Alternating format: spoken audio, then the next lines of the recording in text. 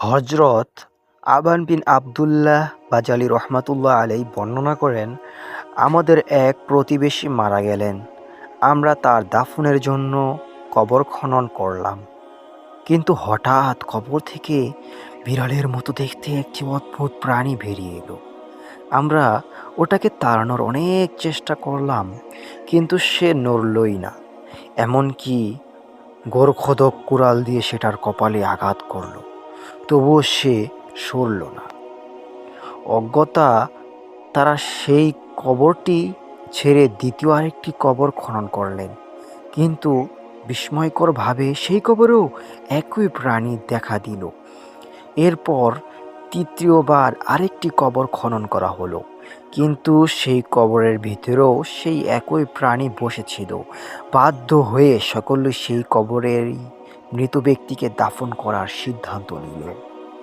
দাফন শেষে যখন আমরা কবরের উপর বাঁশের চাটাই বা ইট বিছিয়ে সমান করে দিলাম, তখন আমরা কবরের ভিতর থেকে আড়গোড়মোড় করে ভাঙার একটি শব্দ শুনতে পেলাম।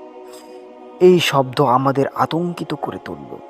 উপস্থিত লোকজন ওই ব্যক্তির স্ত্রীর কাছে গিয়ে পুরো ঘটনা খুলে বললেন এবং জানতে চাইলেন তার স্বামী কি এমন কাজ করতেন যার কারণে এমন ভয়াবহ দৃশ্য দেখতে হলো।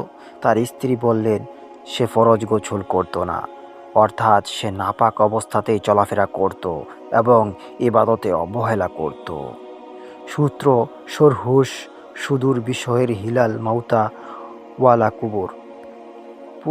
পবিত্রতা ঈমানের অঙ্গ। ইচ্ছাকৃতভাবে ফরজ গোসল ত্যাগ করা মারাত্মক গুনাহ। দুনিয়ার সামান্য অবহেলা কবরের জীবনে বড় বিপদের কারণ হতে পারে। তাই আমার যুবক বন্ধুরা, অবশ্যই সঠিক সময়ে আপনার ফরজ গোসল আপনি আদায় করে নিন এবং পবিত্রতা রক্ষা করুন। ভালো থাকুন এবং ভালো রাখুন আপনার চারপাশ। আল্লাহ সুবহানাহু ওয়া তাআলা আমাদের সকলকে হেফাজত করুন। আমিন। আল্লাহ হাফেজ।